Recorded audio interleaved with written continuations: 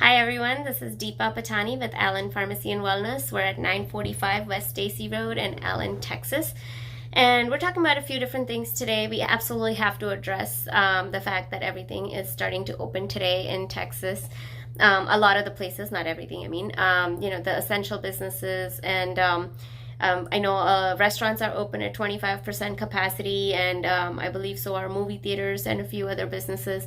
But it's really good to see that things are slowly starting to, move towards the opening. So we're going to be watching this very closely, and we'll bring you updates next week and the week after. We'll know the full effect in about 2 weeks. So stay tuned for that. But, it's definitely a step in the right direction. And for tips on how to protect yourself now when we're expecting the second wave to hit, please check out last week's video. We talked about it in a lot of detail last week about what we can be doing to continue to prevent the spread and how to keep ourselves and our communities and our friends and family and everyone safe from the spread.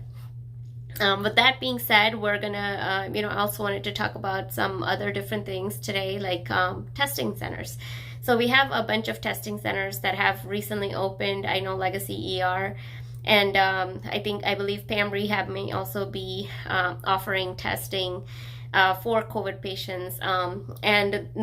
So this is not just the test to check if you're positive or not, but the antibody test is out. And what that means is it's going to be a small pinprick to test your blood for antibodies to see if you did have any kind of exposure before.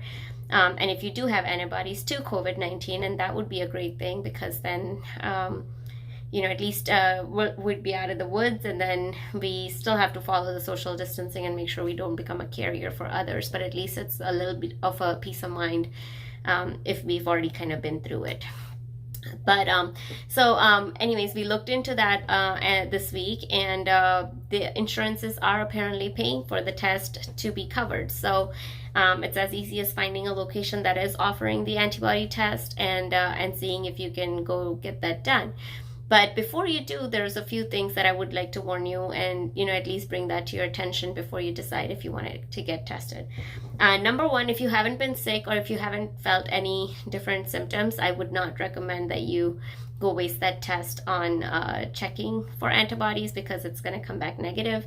And also, there may be people that may be going there that may have had COVID or have it or currently have it, and you might be unnecessarily putting yourself in harm's way when you don't need to. So I would, of course, be careful about that, and then also call your insurance companies and make sure that, check with them, see if it's going to be covered or not, or if there is any out of pocket that you may have to pay, so you don't have, different answers when you get to the testing site and you didn't just go all the way there and then just to find out that you'd have to reschedule it or that you're not going to be able to get one today. And I would also check how many times the insurance companies will pay for the test, because I know that they're saying that they may cover it, but if they're not only going to pay for it one time, then you may want to reserve that to see what the second wave is going to bring or what the next month is going to bring, because as more people start to come out, of course, we're going to see that spike, and so you may want to reserve that test to be tested at another time to get tested. But I know that there was also a different train of thought. I'm deviating a little bit, but this was important to mention. But there has been a lot of different articles and research saying that maybe COVID-19 was amongst us before March.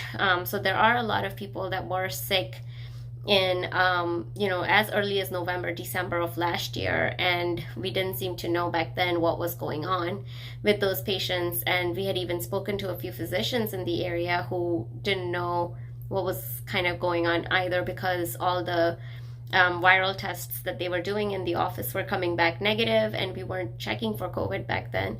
And the spikes in the temperatures suggested that it was not bacterial infections. But at that time, we didn't know much about COVID, so a lot of them were being treated with just, Z-packs and breathing treatments, and it was helping some patients get better. So it's quite possible that you may have already been exposed.